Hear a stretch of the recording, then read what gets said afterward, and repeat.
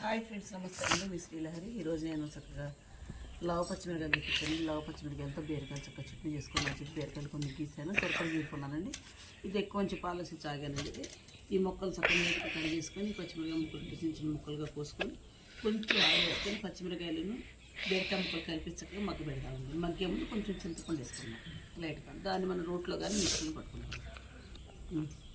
చక్కగా ఈ విధంగా ముక్కలు చక్కగా పొట్టు మొత్తం తీసేసి కొంచెం ముక్కలుగా వేసుకొని కొంచెం ఆయిల్ వేసుకొని నేను పెట్టేస్తానండి.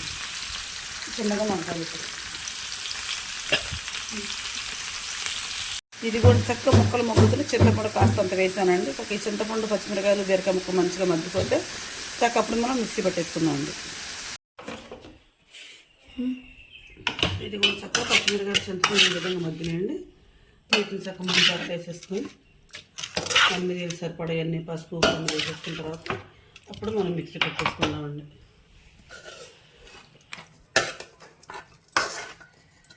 రోడ్లో నవ్వుకుంటే బాగుంటుంది కానీ ఇలా కొంచెం హెల్త్ మంచిగా అనిపించట్లేదు, ప్రాణపడి బాగా, అందుకని మిక్సీ పెట్టేస్తామండి.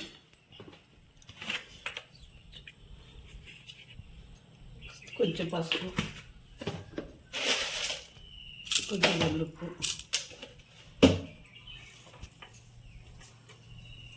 ఇదిగోండి కాసిన కప్పాలి, జీలకర్ర ఇంట్లో నిండుకుందండి. నేను మిక్సీ పట్టేసుకున్నప్పుడు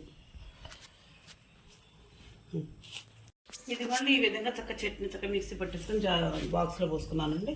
తాలింపు పెట్టేసుకున్నాను. 4 ఎండుమిరకాయలు తీసుకున్నానండి. చక్కగా కొద్దిగా ఆవాలు వేస్తున్నానండి. కొద్దిగా కరివేపాకు చక్కగా వేగి దీన్ని మనం ఇప్పుడు చట్నీ చేసుకున్న బౌల్లో పోసేసుకున్నామండి.